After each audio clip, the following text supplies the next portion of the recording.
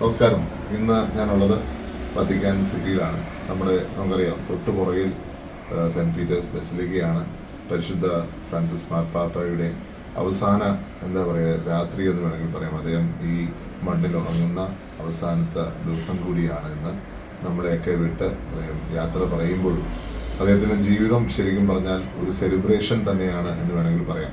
മറ്റുള്ളവരെ സ്നേഹിച്ചും മറ്റുള്ളവരോട് കരുണ കാണിച്ചും ലോകത്തിലെ എല്ലാ മനുഷ്യരോടും സ്നേഹം വിളിച്ചോതിയ പിതാവ്. ജീവിതത്തിൻ്റെ അവസാന ദിവസവും യുദ്ധം അവസാനിക്കണമെന്ന പ്രാർത്ഥനയാണ് അദ്ദേഹത്തിനുണ്ടായിരുന്നത്, ഗാസ ഉൾപ്പെടെയുള്ള സ്ഥലങ്ങളിൽ. നമ്മളിപ്പോൾ ഇവിടെ ഉള്ളത് അഭിവന്ദ്യ ക്ലീമീസ് പിതാവിനോടൊപ്പമാണ്. അദ്ദേഹം ഈ അവസരത്തിൽ എന്താണ് നമ്മളോട് പറയുന്നത് നമുക്ക് ചോദിക്കാം. പിതാവ്, എന്താണ് ഈ ദിവസത്തിൻ്റെ ഒരു സിഗ്നിഫിക്കൻസ്? ലോകം മുഴുവൻ വത്തിക്കാനിലേക്ക് ശ്രദ്ധ തിരിക്കുന്ന ഒരു നിമിഷം കൂടിയാണ്. അതായത് ലോക മനസാക്ഷി ക്രമപ്പെടുത്തുന്നതിൽ നമ്മുടെ ഈ നാളുകളിൽ വലിയ പങ്ക് വഹിച്ചിട്ടുള്ള ഒരു ശ്രേഷ്ഠാചാര്യനാണ് പരിശുദ്ധ ഫ്രാൻസിസ് മാർപ്പാപ്പ. ജനങ്ങളോടൊപ്പമായിരുന്നു എന്നും ഈ മഹാ ഇടയൻ്റെ ജീവിതത്തിൻ്റെ എല്ലാ നിമിഷങ്ങളും. അദ്ദേഹത്തിൻ്റെ ഭാഗ്യപ്പെട്ട ഒരു മരണവും അതുതന്നെയാണ് നമ്മെ ഓർമ്മപ്പെടുത്തുന്നത്.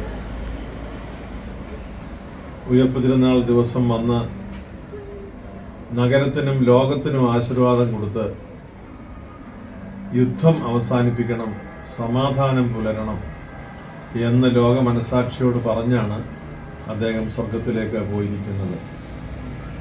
അദ്ദേഹത്തിൻ്റെ നിലപാടുകളിലെ ഈ ഒരു കാരുണ്യ രൂപവും ഭാവവും ലോകത്തെ ധാർമ്മിക മൂല്യം ഉറപ്പിക്കുന്നതിൽ ഏറെ സഹായിച്ചിട്ടുണ്ട്. കത്തോലിക്കാ സഭയുടെ പരമാധ്യക്ഷൻ തൻ്റെ ശുശ്രൂഷയുടെ ഏത് മാനം വരെ ഉയർന്നു നിൽക്കാൻ കഴിയുമെന്ന് സഹജീവികളോട് ചേർന്ന് നമ്മെ പഠിപ്പിച്ച ശ്രേഷ്ഠാചാര്യനാണ്. തീർച്ചയായും പരിശുദ്ധ പിതാവിൻ്റെ ദേഹവിയോഗം ചരിത്രത്തിൽ നമുക്ക് ഒരു നഷ്ടമാണ്. എന്നാൽ ഒരു വിശ്വാസി എന്ന നിലയിൽ അദ്ദേഹത്തിൻ്റെ മാധ്യസ്ഥം വലിയ നിക്ഷേപമായി ഞാൻ കാണുന്നു. എല്ലാ വിശ്വാസ സമൂഹങ്ങളോടും, അത് ക്രൈസ്തവ സഭയ്ക്കുള്ളിലെ വിവിധ സമൂഹങ്ങൾ, സഭകൾ, വിശ്വാസ സമൂഹത്തിലെ വിവിധ സമൂഹങ്ങൾ, അവരോടെല്ലാവരോടും പുലർത്തിയിട്ടുള്ള ഒരു വലിയ ഹൃദയ അടുപ്പം, ദരിദ്ര രാഷ്ട്രങ്ങളോട് പിതാവ് കാട്ടിയിട്ടുള്ള ഒരു വലിയ കാരുണ്യം, പാവപ്പെട്ട മനുഷ്യരെ ജാതിയും മതവും നോക്കാതെ അവരെ ചേർത്ത് പിടിച്ച ഒരു പിതാവിൻ്റെ ഹൃദയത്തിൻ്റെ വലിപ്പം ഒരുപക്ഷെ നമ്മൾ മിസ് ചെയ്യുന്നു, നമുക്ക് നഷ്ടബോധം തോന്നുന്നു എന്ന് കരുതാവുന്ന മേഖലകളാണ് ഇതൊക്കെ.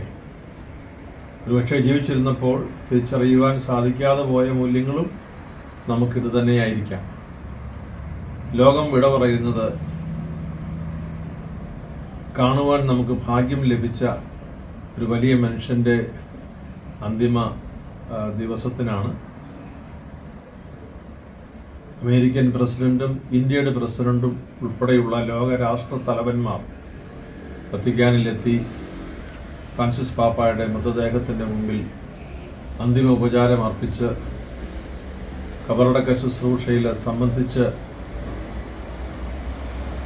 എല്ലാവരോടും ചേർന്ന് ഈ പിതാവിനെ യാത്രയാക്കുമ്പോൾ ഒരു കാര്യം വ്യക്തമാണ്.